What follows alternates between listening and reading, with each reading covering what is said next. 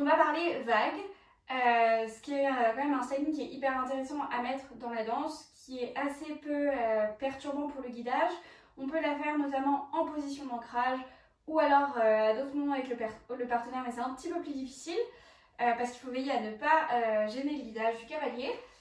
Alors, sachez que c'est un mouvement qui peut être soit guidé, soit un rétro-guidage pour les cavalières, ou les cavaliers, vous pouvez le faire tout à fait seul, c'est comme vous voulez. Là, on va juste voir le mécanisme, donc pas le guidage. Et pour ça, je vais vous montrer 3 types de vagues différents. Le premier, qui est le plus classique, qu'on voit le plus souvent, qui est une vague entière, entre guillemets, dans le sens habituel, celle-ci. Je vais vous montrer une vague plus petite, donc moins d'envergure, qui est un petit peu plus difficile, qui va juste utiliser ces parties-là, donc c'est ça. Et je vais vous montrer une troisième vague, qu'on vous conseille de faire que si vous maîtrisez les 2 précédentes, parce que c'est beaucoup plus dur et ça peut être plus facilement raté. Et si c'est raté, vraiment, c'est pas joli du tout, évitez. Donc, c'est la vague inversée, qui est celle-ci. Donc, pour la première vague, qui est celle que vous avez probablement vue le plus souvent, on va essayer de délimiter 3 parties dans notre corps. La première qui va prendre le haut de la cage thoracique, la deuxième qui va comprendre les abdos, et la troisième le bassin. Il faut penser que vous avez des hameçons avec une ligne qui vous tire à chaque partie à un moment différent. Donc il va vraiment falloir isoler ces 3 parties-là. Alors moi je la commence en général avec une jambe en arrière et une jambe en avant avec le poids plutôt en arrière. Parce que tout simplement c'est une position de début d'ancrage et que régulièrement en fait je fais ce styling sur des ancrages. C'est un moment très propice à le faire dans la danse 4 temps. Donc vous pouvez, en plus ça va pouvoir vous stabiliser en termes d'équilibre. Donc je vous conseille, choisissez votre jambe d'appui, quelle qu'elle soit, c'est pareil. Moi en l'occurrence ce sera la gauche. Et on est parti. Alors on va commencer par vérifier qu'on a une posture correcte. Donc le dos plutôt droit, le bassin droit, donc ni cambré ni complètement enroulé. Et les épaules en haut, en arrière, en bas. Là j'ai une bonne posture. Donc à partir de ce moment-là, je vais commencer par envoyer en premier la première zone qu'on a délimitée, donc le haut de la cage thoracique, vers l'avant. Avec, il faut faire attention de ne pas enrouler les épaules. On ne veut pas voir ça, on veut voir ça. Donc vraiment, cette partie-là en avant. On essaye de pousser comme si dans notre dos, il y avait quelque chose qui poussait juste cette partie-là, mais celle-là reste en arrière. Une fois qu'on a réussi à isoler cette partie-là en l'envoyant en avant, on va faire exactement l'inverse. On va la renvoyer en arrière et ça va être la deuxième partie qui va aller vers l'avant. Donc les abdos. Celle-ci va reculer, celle-ci va avancer, ça donne ceci.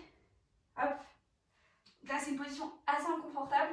Là, je suis revenue à ma position de base, donc j'essaye de garder au maximum le haut de mon dos droit. Ici, vous voyez que ça me fait avancer le bassin, c'est tout à fait normal. Et ensuite, ça va être exactement la même chose. Cette partie-là qui a avancé va reculer. Cette partie-là va avancer pendant que celle-ci recule. Donc, ça donne ceci. Là, vous voyez, mon bassin est encore en avant, donc on n'a pas tout à fait fini la vague. La dernière étape consistant à ramener le bassin en position d'ancrage. Vous voyez que j'ai fléchi ma jambe pendant ce temps. Je trouve que c'est plus pratique, vous pouvez ne pas le faire, mais personnellement, je trouve que c'est plus évident et plus stable. Et donc, dernière partie, je reviens en position d'ancrage classique en remettant mon bassin dans l'alignement. Donc, je refais, on décompose. Cette partie-là en avant, hop. Cette partie-là en avant, celle-là recule, hop. Cette partie-là recule, cette partie-là en avant, hop.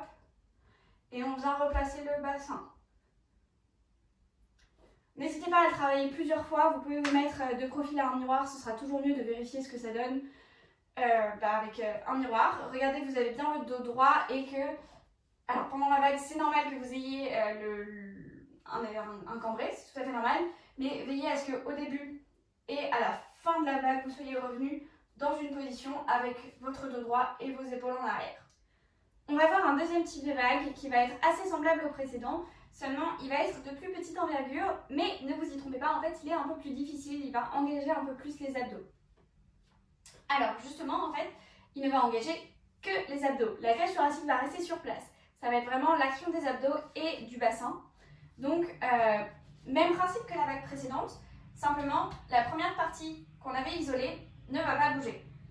Ou très peu. Ça va légèrement la réorienter, mais c'est vraiment minime. On va essayer de penser au maximum à faire bouger ces deux parties-là, l'une après l'autre, comme tout à l'heure, donc. Et on va commencer par envoyer les abdos en avant. Hop. C'est ça qu'on veut envoyer. Une fois qu'ils sont en avant, ça a créé un cambré, c'est normal. On va faire l'inverse, on va aller reculer et on va venir avancer le bassin. On inverse, hop. Une fois que ici, du coup, on s'est replacé dos droit, donc ici notre bassin est encore enroulé, mais c'est normal. Là, on a déjà replacé. On va venir faire, comme tout à l'heure, revenir replacer le bassin dans notre axe. Hop. Donc vous voyez que comme tout à l'heure, je l'ai fait sur jambes fléchies. Alors j'ai commencé jambes tendues, j'ai fini sur jambes fléchies. Libre à vous de ne pas le faire. Moi, je trouve ça plus pratique.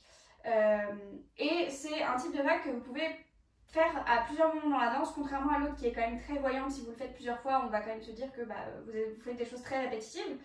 Celle-ci va être beaucoup plus subtile et va donner beaucoup de souplesse à vos mouvements.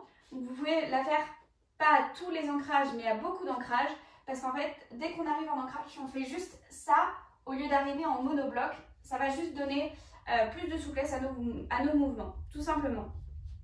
Donc je refais, on isole cette partie-ci et cette partie-ci.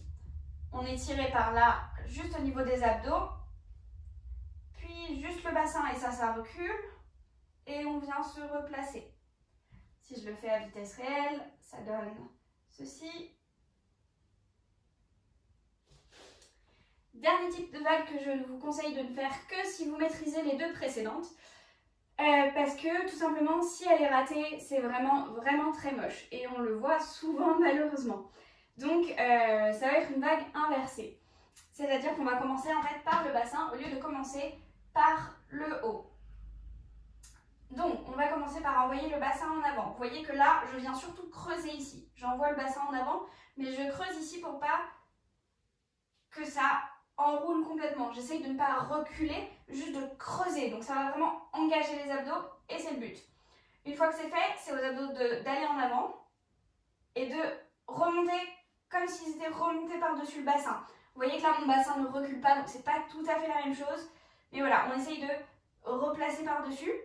Et une fois que c'est fait, c'est à la dernière partie de revenir, et c'est là que c'est un peu délicat et que souvent les gens se trompent, c'est qu'on ne veut ni enrouler le menton, c'est pas joli, ni enrouler les épaules, ni les envoyer en avant. Donc en fait, il faut vraiment que tout parte dans ce sens-là. Donc les épaules ne vont pas passer en avant. C'est juste, donc on a fait bassin, abdos, et là on va venir replacer la cage thoracique par-dessus cet axe-là. Hop. Donc là c'est l'inverse, j'ai commencé fléchi, je finis jambes tendues. C'est un petit peu plus difficile parce que très souvent du coup on voit ce genre d'erreur-là. Il faut veiller à ne pas envoyer les épaules et la tête en arrière. Vraiment, ça donne quelque chose de pas très esthétique. On pense à envoyer le bassin en avant. Donc là, normalement, ça doit même tirer dans la jambe, qui n'est pas encore tout à fait tendue. Les abdos et la cage thoracique. Je vais le faire en vitesse réelle, ça donne...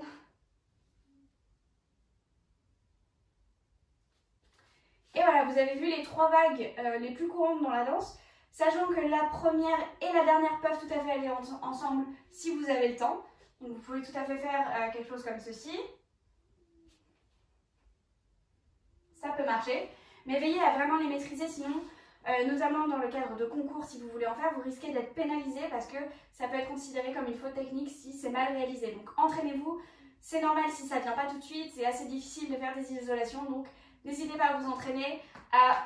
faire du gainage parce que les abdos c'est vraiment hyper important pour les vagues et à vous regarder dans un miroir en le faisant. Voilà.